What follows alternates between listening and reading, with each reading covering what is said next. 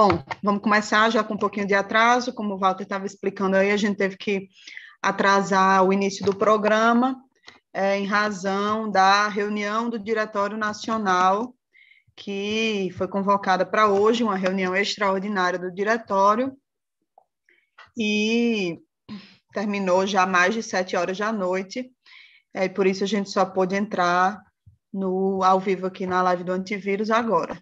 Então, hoje a gente já tinha divulgado antes qual era o nosso tema para comentar aqui.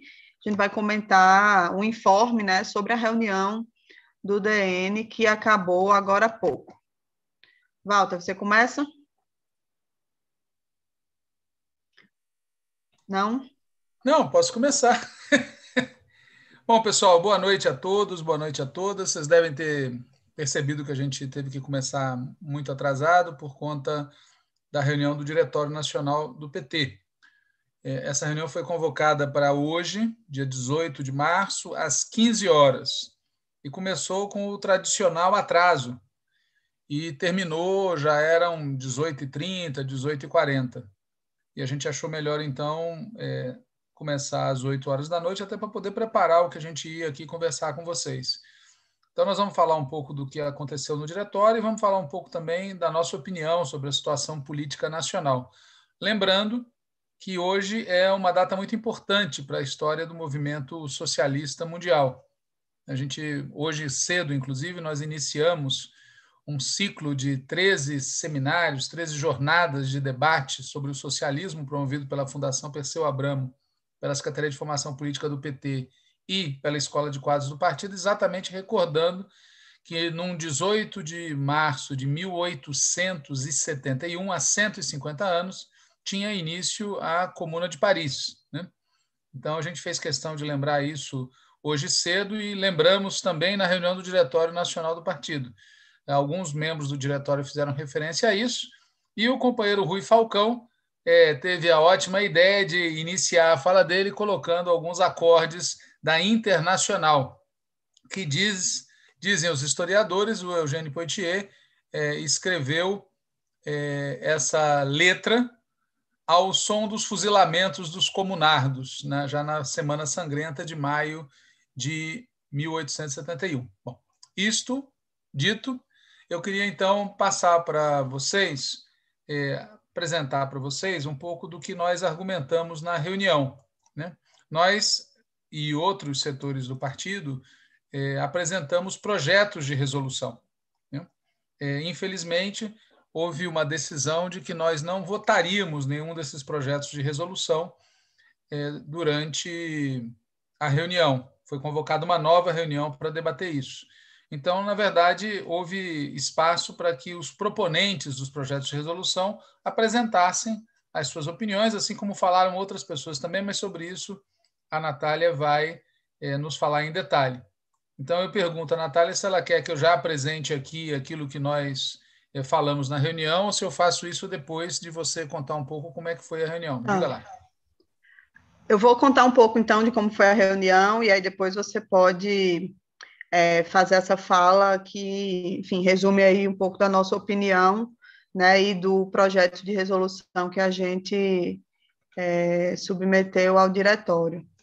Bom, gente, a reunião foi a primeira reunião da direção depois do dia 8 de março, que foi o dia da recuperação dos direitos políticos do presidente Lula. Desde então, 10 dias se passaram e não tinha acontecido nenhuma reunião ainda da direção, nem da Executiva Nacional, nem do Diretório Nacional. Inclusive, era de se esperar que tivesse tido antes, alguma reunião, dada a gravidade da situação, a reviravolta que aconteceu na conjuntura política, envolvendo diretamente a situação do PT, com a recuperação dos direitos políticos de Lula, e, enfim, a necessidade de se debater, de se afinar uma linha política mais justa para o partido diante dessa situação. Mas o fato é que, como o Walter também já disse, a reunião de hoje foi a primeira desde a recuperação dos direitos políticos de Lula. Foi uma reunião extraordinária do Diretório Nacional. a gente também esperava, né, e também era de se esperar, de uma forma geral, eu acredito, que a primeira reunião após esse fato tão relevante, que é a recuperação dos direitos políticos de Lula, fosse feito um debate mais profundo, um debate que aprovasse algum tipo de documento mais detalhado sobre a conjuntura, as nossas tarefas, enfim. Mas isso também não foi o que aconteceu, né? Apesar de não ter sido essa a dinâmica da reunião, vários documentos, vários textos foram apresentados como contribuições ao debate ou como projetos de resolução por diversas tendências, né? O movimento PT apresentou, o Avante, o Trabalho apresentou, Resistência Socialista, a Militância Socialista, Socialismo em Construção, e nós, da Articulação de Esquerda, também apresentamos, na verdade, 2 projetos de resolução, mas sobre isso Walter vai falar em seguida, né? O debate e a aprovação de uma resolução com esse perfil que a gente acha que poderia já ter acontecido no dia de hoje, ficou para o dia 29 de março. Né? Então, foi convocada para, daqui a 11 dias, uma reunião ordinária do Diretório Nacional, dia 29, na segunda-feira, que a promessa é que aprove, né, um documento detalhado sobre a conjuntura e as tarefas do PT nesse cenário. Então, a reunião de hoje abriu com a presidenta Gleisi informando que era esse o caráter da reunião, inclusive falando que a intenção era ouvir e não tomar algum tipo de deliberação, com exceções pontuais mais importantes, como no caso, por exemplo, das paralisações do dia 24 de março, né, que houve a deliberação de, enfim, participar, estimular, mobilizar para elas, e uma nota contra a Lei de Segurança Nacional e contra o genocida Bolsonaro, que está escalando aí na perseguição, né, não está aceitando ser chamado do que ele de fato é, que é um genocida, né? No final, a gente pode ler a nota que foi divulgada já, né, pelo partido, nesse sentido, tratando dessa questão da Lei de Segurança Nacional e as perseguições que estão em curso relacionadas a isso. Então, a reunião teve, primeiro, uma fala do advogado de Lula, né, Cristiano Zanin, que fez um informe jurídico sobre a situação de Lula. Depois falou o governador Wellington, do Piauí, que falou detalhadamente sobre a questão da pandemia, né, a tragédia que está nos estados, a situação dos leitos, com pessoas morrendo na fila, problemas de falta de medicamentos necessários para, por exemplo, entubar as pessoas, né, então está uma situação muito crítica, que o governador Wellington falou sobre o assunto. Depois falaram Haddad, a presidenta Dilma, os líderes do Senado, Humberto Costa, e da Câmara, Bongás, e o presidente da Fundação Perseu Abramo, Aloysio Mercadante, né? E nas inscrições, que foram limitadas, né, como a gente disse no início, a reunião, ela teve um tempo mais limitado e não havia deliberações a serem feitas, e aí falaram, acho que menos de 15 pessoas, né, com algum tipo de proporcionalidade que foi combinado: Wagner Freitas, Romênio Pereira, Raul Ponte, Walter Pomar, que vai dizer para a gente daqui a pouquinho qual foi o conteúdo da nossa intervenção, Benedita da Silva, Renato Simões, Socol Guimarães, Rui Falcão, Maria do Rosário, Camila Moreno, Miziara e Rosa Neide. Essas foram, se não me falha a memória, as falas que foram, que interviram na reunião do diretório. E, por último, falou Lula, né? E aí, fazendo um breve, enfim, resumo aí do que dá para extrair, né, das falas de uma forma geral, a gente não vai aqui detalhar o que disse cada pessoa, mas de todas as falas já para perceber que existem algumas questões que estão postas aí no debate, que são importantes da gente comentar aqui. Primeira questão é que todo mundo considera que Lula é o nosso melhor candidato, mas tem diferentes ênfases acerca do risco do judiciário poder reverter a decisão. Tem gente que enfatiza mais isso, tem gente que enfatiza menos ou até minimiza, e também tem diferentes ênfases sobre o que pode, o que deve ser feito aqui e agora, né? Existem os que falam que não podemos tolerar mais 18 meses de genocídio, que é o que está posto caso a gente se conforme com derrotar Bolsonaro em 2022, mas existem também os que parecem trabalhar com a ideia de que o confronto final contra Bolsonaro só tem como acontecer em 2022, né? E que Lula estando no páreo, a gente pode seguir na atual pisadinha que vamos chegar lá. Então, tem essas diferenças aí em relação a essa questão da candidatura Lula, né? Em segundo lugar, nessa mesma linha também, tem os que falam em girar o funcionamento do partido para além da organização das eleições, para além da oposição parlamentar, do exercício de mandatos e governos, né? O partido deveria girar o seu funcionamento para a questão da mobilização, da luta social, mas tem os que falam disso, mas dão a impressão que falam disso meio que da boca para fora, né? Um sinal disso é que nem todo mundo fala sobre a necessidade de mobilizar desde já. Inclusive, alguns falam em mobilizar quando a vacina chegar para todos, né? Mas, enquanto isso, né, tem gente que, de forma voluntarista, se manifesta, né? Se organiza do jeito que dá, vai se manifestar e é preso, né? E também a direita está de forma organizada fazendo mobilização. Então, tem essa outra questão que fica nítido que, mesmo que nas entrelinhas, a gente percebe que há divergência, e quando você olha para a prática concreta, real, do que efetivamente está consumindo as energias e a que a gente está efetivamente se dedicando, a gente vê que existe realmente uma divergência. Em terceiro lugar, embora esteja todo mundo feliz, animado com esse novo momento, né, divergências táticas e estratégicas dentro do partido seguem existindo, não tem como negar isso, né? Inclusive sobre o tema das alianças, né, das alianças para 2022. Por exemplo, a visão de que, para ganhar as eleições, teríamos que ter o apoio dos mesmos setores que tivemos em 2002. Isso aparece explicitamente na reunião.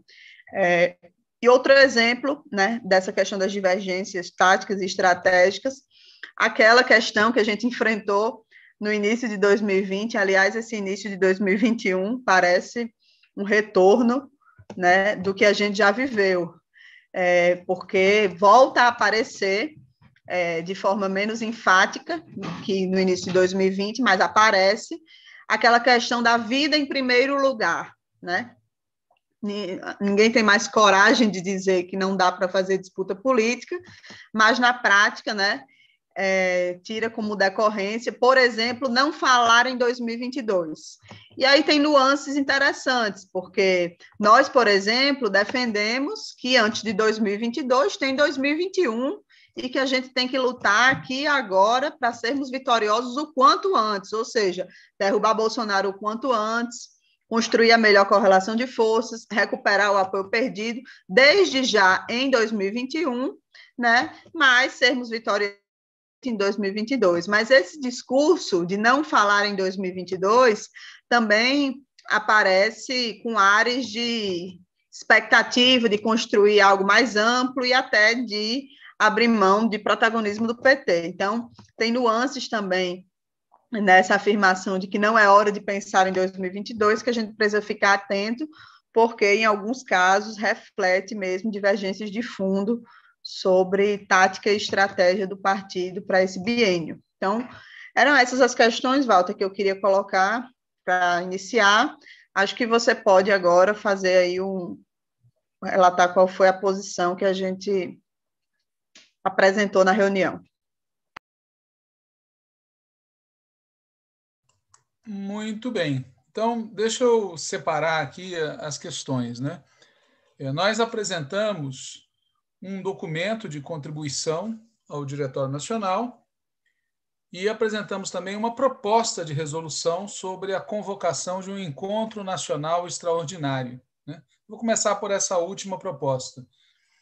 Nós apresentamos já em reunião da Executiva Nacional, fomos derrotados, reapresentamos agora ao Diretório Nacional a proposta de que seja convocado um encontro nacional extraordinário virtual, com base num regimento interno que a Comissão Executiva Nacional do PT teria que aprovar, tendo como pauta única desse encontro traçar a orientação política com a qual o partido enfrentará o bolsonarismo e o ultraliberalismo nesse biênio 2021-2022. Na nossa opinião, as resoluções do do Congresso Nacional do PT, do 7º Congresso Nacional do PT, realizado no final de 2019, essas resoluções, que, aliás, ainda não foram finalizadas e não foram publicadas até hoje, elas não são suficientes para enfrentar a situação atual. E existem divergências dentro do partido que extrapolam a autoridade do Diretório Nacional. Só um encontro nacional poderia debater com profundidade e aprovar resoluções que nos preparem para enfrentar um período muito complicado. Bom, como a Natália já explicou, este Diretório Nacional não votou nada, com exceção de uma resolução que eu suponho que a Natália ainda vai comentar aqui, vai ler aqui sobre esse tema da Lei de Segurança Nacional e a convocação, o engajamento da militância no 24 de março.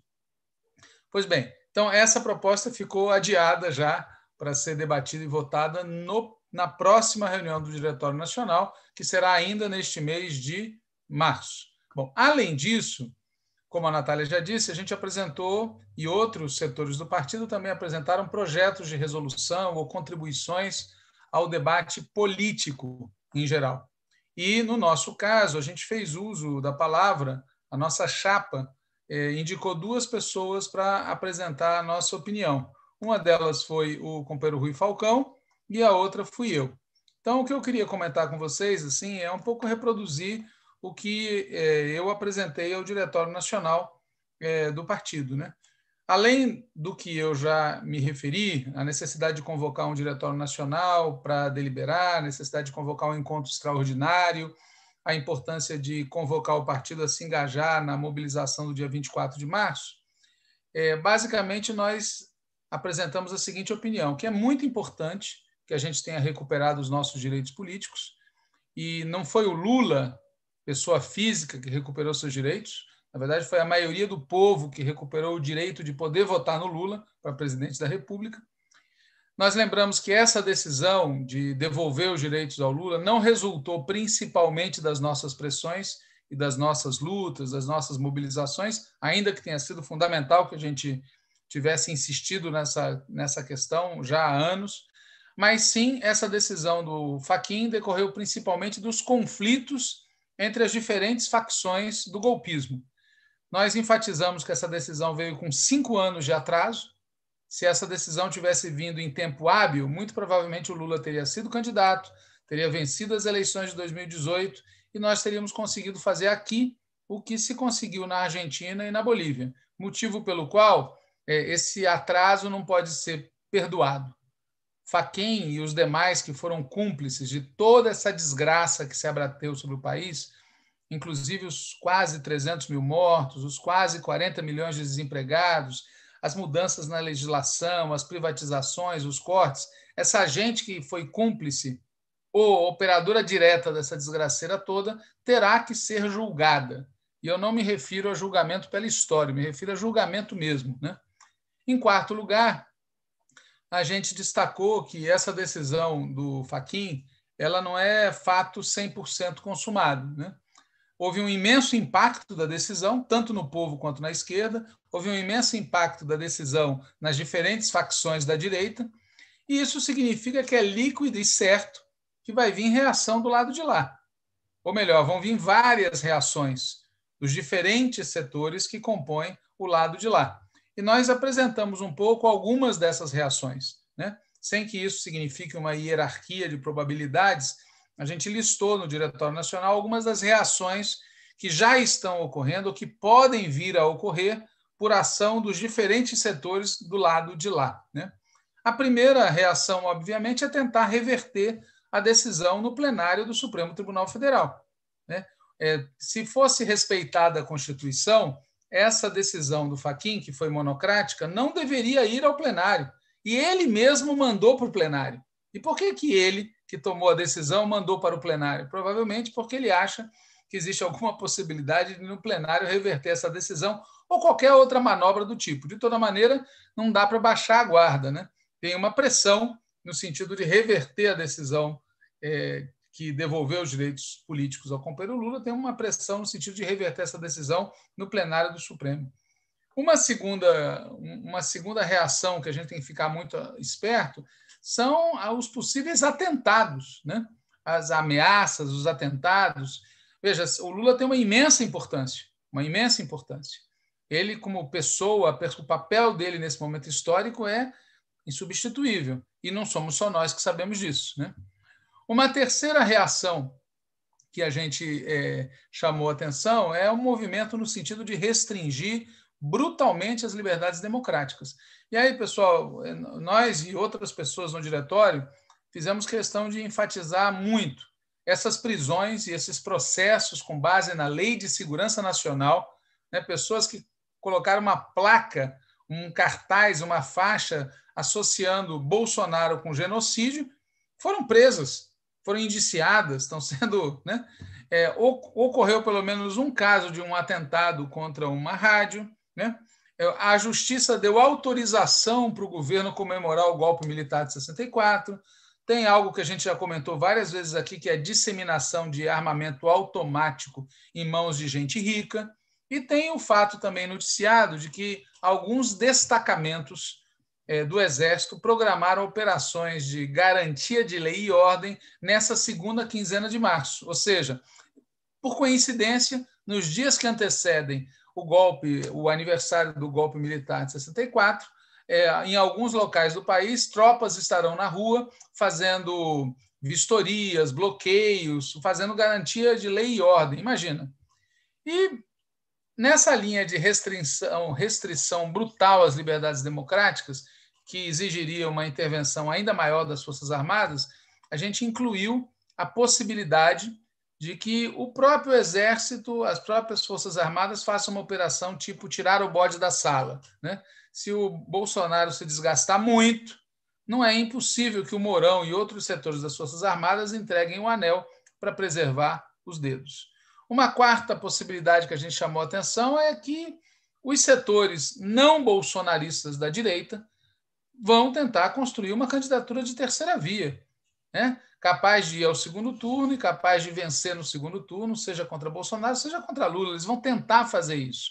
É um equívoco achar que essa turma vai entregar os pontos, né? Há vários sinais, pressões editoriais, declarações, no sentido de que eles estão atrás de viabilizar uma candidatura com esse perfil. Existem movimentos também no sentido de tentar seduzir o Partido dos Trabalhadores e setores da esquerda para uma suposta unidade nacional, né? Entendendo por isso nos fazer assumir compromissos com a continuidade de aspectos do programa da Ponte para o Futuro.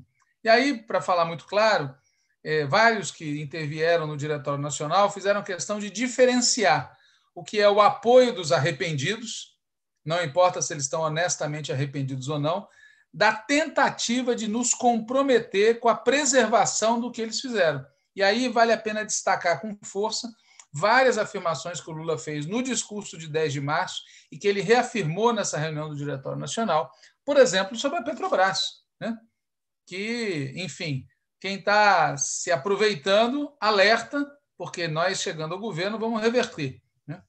E, no limite, também existe, óbvio, a possibilidade de que mesmo esses setores da elite que hoje reclamam do Bolsonaro e dão sinais de que podem querer outra candidatura, no limite eles podem apoiar novamente o genocida no segundo turno das eleições. Enfim, a gente fez questão de, na nossa intervenção, dizer que a gente não deve subestimar nenhuma dessas operações, nem devemos subestimar o próprio Bolsonaro, que segue demonstrando muita resiliência, muita capacidade de reação. Quer dizer, com toda a desgraceira que está sendo esse governo, ele ainda ter 30% de pessoas que dizem que o governo é bom e ótimo, é uma coisa surreal, né?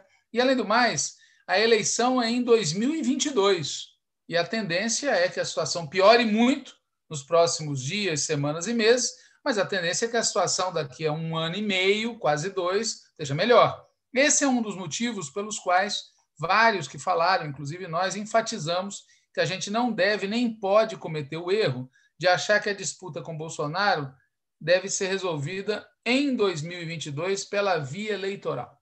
Pode até ser que venha a ser assim, mas o melhor para o Brasil e o melhor para a esquerda é que a disputa com Bolsonaro seja resolvida agora, na disputa política em torno da vacina, do auxílio emergencial, das medidas em favor do emprego e do desenvolvimento. As pessoas estão sofrendo e estão morrendo aqui e agora.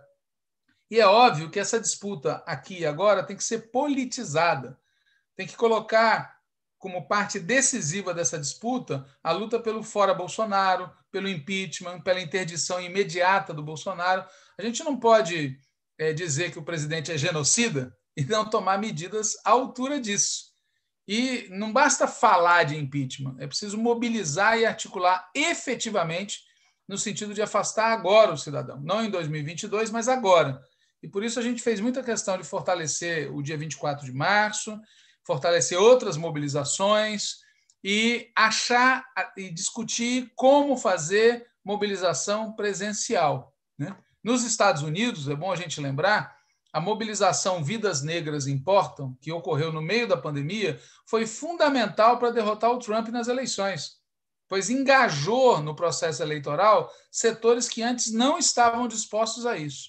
E no Paraguai está em curso uma forte mobilização de rua contra um governo que não está fazendo a coisa certa no combate à pandemia. E aqui no Brasil, a gente tem que recuperar todos os espaços, inclusive as ruas. Não dá para deixar as ruas com a direita e não dá para a nossa mobilização presencial começar apenas depois da vacinação e da decorrente imunização. É preciso achar meios e formas que sejam adequadas a cada situação concreta, com as medidas de segurança necessárias para reforçar a nossa presença nas ruas. Levando em conta, essa é a última questão que eu queria lembrar aqui do que nós falamos na reunião, é que a gente vive uma situação de instabilidade imensa, né? A instabilidade é um traço dominante nessa conjuntura. E é assim por conta da crise, da profunda crise em que a gente está metido. Uma crise tão grande exige da esquerda como um todo e do PT em particular mais capacidade política, mais unidade de comando e mais capacidade de pronta resposta. E a verdade é que a gente tem que admitir que a gente está muito longe disso. Então foram essas, resumidamente, aí, Natália, quem está acompanhando, as questões que a gente abordou no Diretório Nacional, lembrando que no dia 31 de março e 1º de abril é o aniversário do golpe militar, tema que, como a gente já destacou outras vezes, está quente. É isso. Para encerrar, eu queria ler aqui a nota que foi divulgada já pelo PT sobre essa questão do genocídio e de Bolsonaro, né? A nota tem o seguinte título: Bolsonaro é genocida e age como ditador. E aí começa com uma descrição do dicionário sobre o que significa genocida, né? Pessoa que ordena ou é responsável pelo extermínio de muitas pessoas em pouco tempo. E aí segue a nota. Esta é a única palavra para descrever um presidente da República que desdenhou da ciência e da medicina diante do estado de pandemia de coronavírus em que o planeta se encontra há um ano, que desdenhou da vida humana e da saúde da população. Um presidente que sabotou o SUS, os governos estaduais e municipais e todas as medidas sanitárias de isolamento social, de uso de máscaras, de testagem da população, de pesquisa, produção e aquisição de vacinas para enfrentar a pandemia, que estimulou deliberadamente as aglomerações, a irresponsabilidade individual e coletiva, o uso, a produção e a distribuição pública de produtos reconhecidamente ineficazes, ao mesmo tempo em que negava socorro a populações que precisavam desesperadamente de oxigênio. Genocida é a única palavra para definir alguém que deliberadamente provocou e continua provocando a morte de centenas de milhares de pessoas que tinha a obrigação de proteger. Esta é a palavra que Jair Bolsonaro não quer ouvir e quer proibir que digam. Por isso, como sujeito autoritário que sempre foi, como candidato a ditador que vem estimulando ações policialescas contra seus opositores. Na data de hoje, a PM do Distrito Federal prendeu e encaminhou à Polícia Federal 5 companheiros que, com uma faixa, chamaram Bolsonaro publicamente de genocida.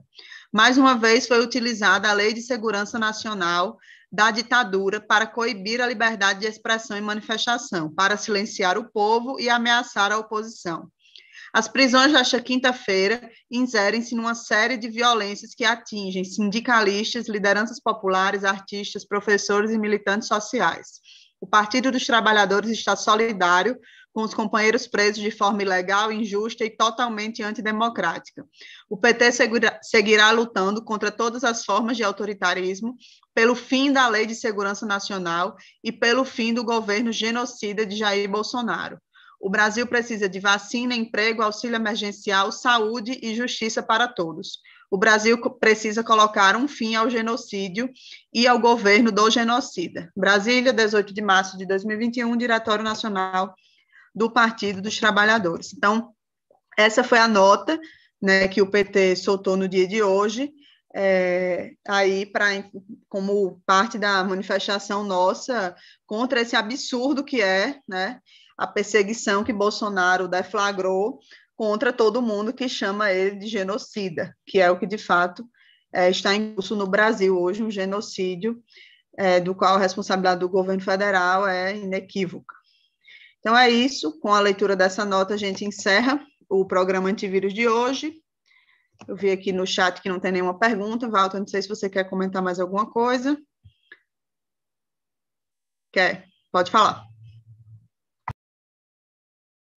Não, duas coisas. Uma é chamar a atenção para o fato que eu li hoje numa comunicação do deputado federal Josias Gomes, que é um número chocante, né? A gente sabe, mas a cada 2 minutos morrem 3 pessoas. A cada 2 minutos. Então, nós estamos aqui mais ou menos há 36 minutos, certo?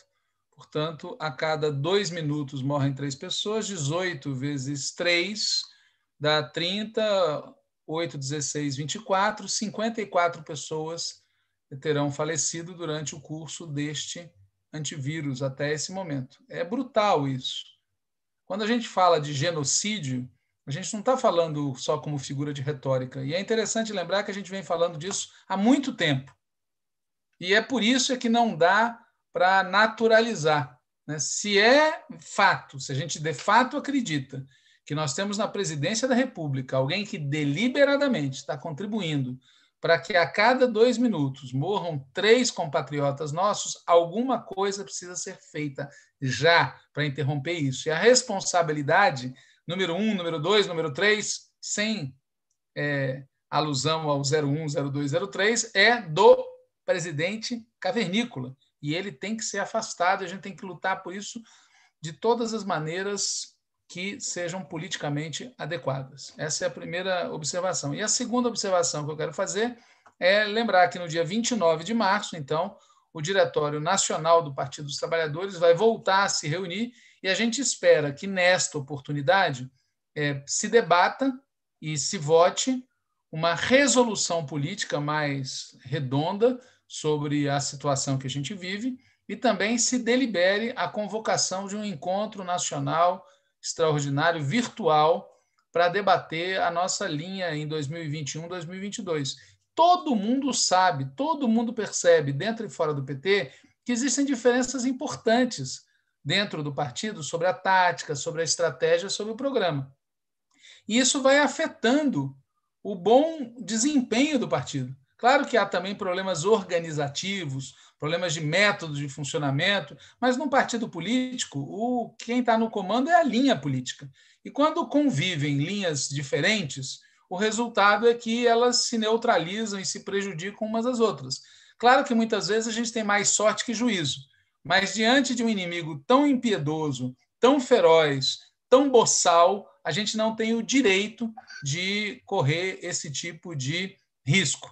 Então, por isso, também enfatizar que no dia 29 de março a gente vai reapresentar a proposta da convocação de um encontro nacional extraordinário que, é bom frisar, não visa renovar a direção, visa discutir a linha política no período 2021-2022. É isso que eu queria complementar, lembrando para não dizer novamente que não falei de flores, que nós estamos, então, hoje, dia 18 de março, comemorando os 150 anos da Comuna de Paris, iniciada exatamente no dia 18 de março de 1871.